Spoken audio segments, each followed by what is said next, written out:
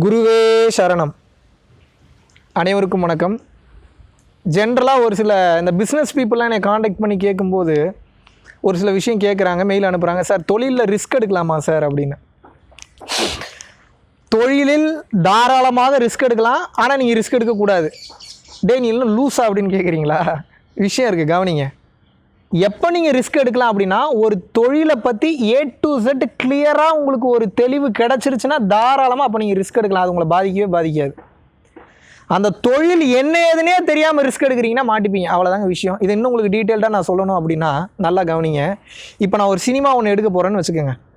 சினிமானா என்ன, டைரக்ஷன்னா என்ன, 24 கிராஃப்ட்ஸ்னால் என்ன, என்னை டிஸ்ட்ரிபியூஷன் சைடு எப்படிலாம் ஏமாற்றுவாங்க, தேட்ரிக்கல் கொண்டு போனால் எப்படிலாம் கொண்டு போகணும், எப்படி ப்ரமோஷன் பண்ணணும், ஒரு கதை எவ்வளோ முக்கியமானது, அதில் என்ன தியரி என்ன சொல்லுது, ப்ராக்டிக்கல் தியரி என்ன சொல்லுது, ரீசெண்டாக என்ன ஹீரோக்கு என்ன மார்க்கெட்டு, என்ன மாதிரி ஹீரோயின் போட்டால் ஓடும் ஓடாது, அவங்களோட கடைசி படத்தோட கலெக்ஷன் எவ்வளோ, அதோட கிராஸ் எவ்வளோ, அது கரெக்டாக செட்டில் பண்ணாங்களா, அதை கொண்டு இந்த டிஸ்ட்ரிபியூட்டர்கிட்ட கொண்டு போய் கொடுத்தா அந்த டிஸ்ட்ரிபியூட்டர் என்ன மாதிரி கேரக்டரில் இருக்கார், அவருடைய சூழ்நிலை இதுக்கு முன்னாடி படம் லாஸாக இருக்கிறனால இப்போ நான் என் படத்தை கொண்டு போய் கொடுக்குறேன் அப்படின்னா அந்த லாஸுக்கு இதை பேர் பண்ணுற மாதிரி ஆகி கடைசியில் நமக்கு பணம் வருமா, இவ்வளவு விஷயத்தையும் நான் டீட்டெயிலாக அனலைஸ் பண்ணி எனக்கு ஒரு மிகப்பெரிய எக்ஸ்பீரியன்ஸ் இருக்கிறப்போ இப்போ நான் ஒரு 20 கோடி ரூபா கொண்டு போகிறேன்னா தாராளமாக ரிஸ்க் எடுக்கலாம். ஏன் அப்படின்னா இவ்வளோ பெரிய அனுபவம் உங்களுக்கு சப்போர்ட் பண்ணும்.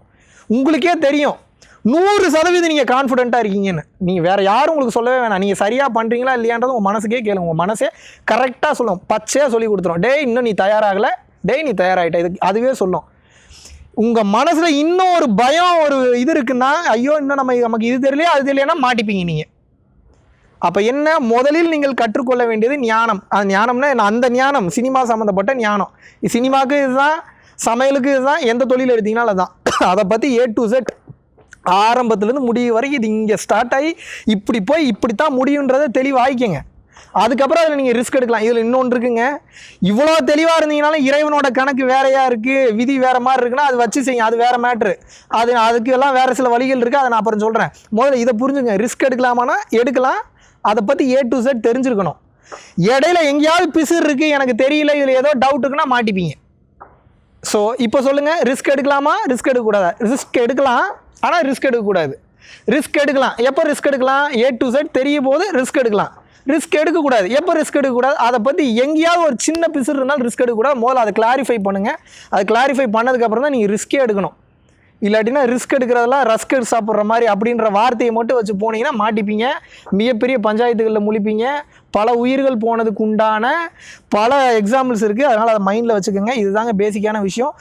ரிஸ்க் எடுப்பது என்பது முக்கியமல்ல, எப்போ ரிஸ்க் எடுக்கிறோம், எங்கே ரிஸ்க் எடுக்கிறோம், எதுக்காக ரிஸ்க் எடுக்கிறோம், இதனால் என்ன பலன், இதை எடுத்தால் நம்மளை காப்பாற்றுமா, எடுக்கக்கூடிய ரிஸ்க்குக்கு ஒருத்தருக்கா, இத்தனையும் அனலைஸ் பண்ணணும். என்னப்பா எனக்கு தலையே சுற்றுது லூஸாக பண்ணின்னு கேட்காதீங்க. வேறு வழியே இல்லை. வாழ்க்கை வாழ்ந்தாங்கன்னு அவ்வளோ பெரிய காம்படிஷன், அவ்வளோ பெரிய உலகம். இந்த விஷயங்கள் தெரியலன்னா ரிஸ்க்கே தயவு செய்து எடுக்காதீங்க. அதுக்கு நம்ம சும்மா கூட உட்காந்துக்கலாம். ஏன் சும்மா உட்காரலாம்? 5 வருஷம் சும்மா உட்காந்து நீங்கள் டெய்லி 3 வேளை சாப்பாடு சாப்பிட்டீங்கன்னா கூட மிஞ்சி போனால் என்ன ஒரு 6 லட்ச ரூபா 7 லட்ச ரூபாய்க்கு மேலே செலவாகாது. ஆனால் ஒரே ஒரு தவறான முடிவு நீங்கள் எடுக்கிறீங்கன்னு வச்சுக்கோங்க, கிட்டத்தட்ட பல கோடி ரூபா நஷ்டமாக்கி விட்டுரும், குடும்பத்தை நடுத்தருவு கொண்டு வந்து விட்டுரும். அது அத்தனைக்கு காரணம் என்ன? அந்த ஒரே ஒரு தவறான முடிவு. அதனால் அந்த ஒரு தவறான முடிவை நீங்கள் எடுக்கவே கூடாது. அதுக்கு நம்ம சும்மா கூட இருந்துக்கலாம். இப்போ சொல்லுங்கள், நிம்மதி முக்கியமா ரிஸ்க் முக்கியமா? நிம்மதி தான் முக்கியம். அவ்வளோதாங்க ஞானம்.